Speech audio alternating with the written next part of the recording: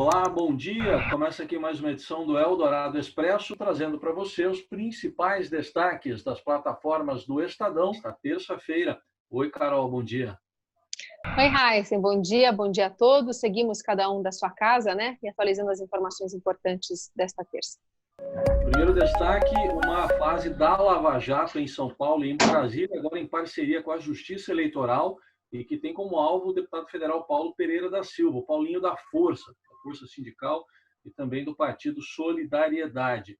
Ele é alvo de mandados de busca e apreensão, incluindo o gabinete, também o apartamento funcional e a sede da Força Sindical em São Paulo, numa investigação que apura a lavagem de dinheiro e Caixa 2 em campanhas eleitorais dos anos de 2010 e 2012. Segundo a investigação, o montante chegaria a R$ 1.700.000, com base em delações de integrantes da JF, dos empresários Joesley e Wesley Batista. Há pouco, o deputado Paulo Pereira da Silva, Paulinho da Força, se manifestou dizendo que as acusações são infundadas, que são de 10 anos atrás e que as contas dele foram aprovadas pela Justiça Eleitoral. A gente acompanha a operação que está em andamento.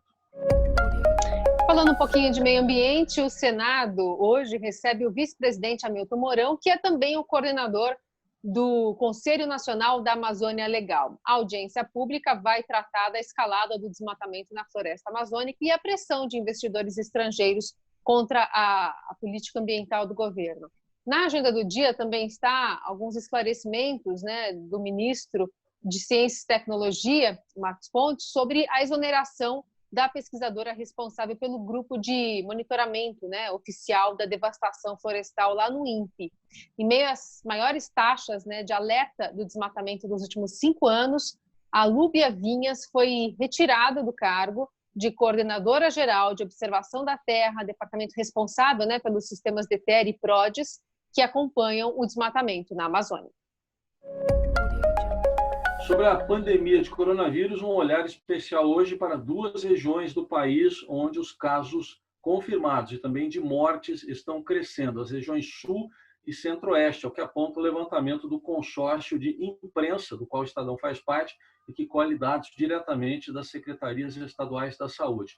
Esse levantamento mostra agora uma média diária, uma média móvel diária de mortes, levando em conta os últimos 7 dias. Sempre os últimos 7 dias.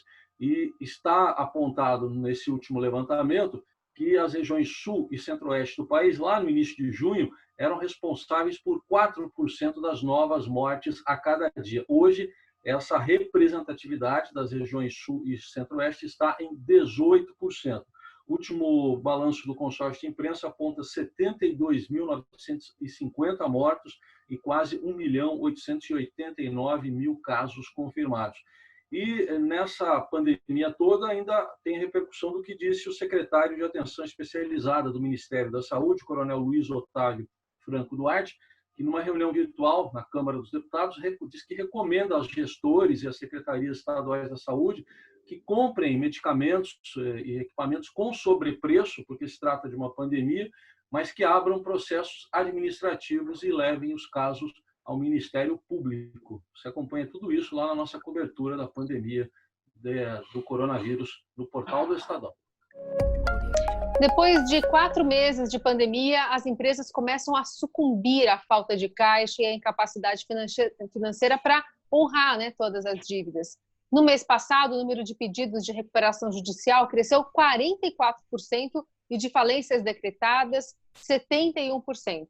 A má notícia é que o movimento está apenas no começo, segundo especialistas, deve se acelerar ao longo deste semestre, tanto no número de recuperações judiciais como de falências. Um outro dado negativo associado à pandemia é o resultado de atividade econômica do Brasil, que despencou 11% em apenas 3 meses, né, de março a maio.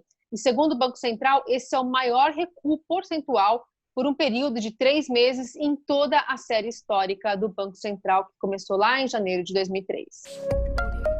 No esporte, destaque para os preparativos para a retomada de competições intercontinentais, como a Libertadores e a Copa Sul-Americana.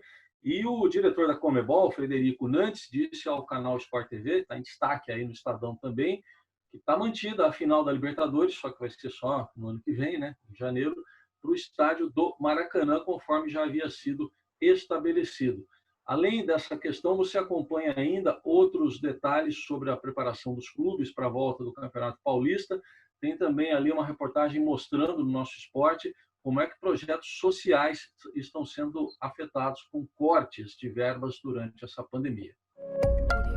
Bom, falando de Libertadores, que será em 2021 essa final, vamos falar também sobre Carnaval, porque as escolas de samba estão se organizando para o Carnaval, mas em razão da pandemia não sabe nem se haverá desfiles.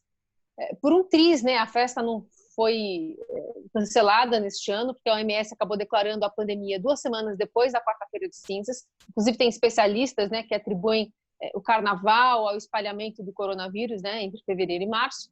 Mas apesar do impasse, em ano de forte promoção, né, de temática do combate ao racismo, por exemplo, a Vila Martinho da Vila, a atual campeã carioca, a Unidos de Viradouro, vai resgatar também um carnaval de revanche de 1919, após a volta dos foliões às ruas, já no fim da gripe espanhola, né? Uma última pandemia que tivemos por aqui.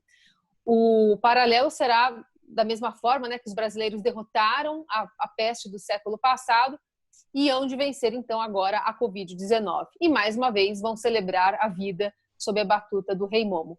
É uma reportagem bem interessante, fala um pouquinho, né, das perspectivas para 2021 e a gente convida você a ler. Estes e outros assuntos você acompanha, então, nesta terça nas plataformas do Estadão. Um ótimo dia, até amanhã. Até amanhã.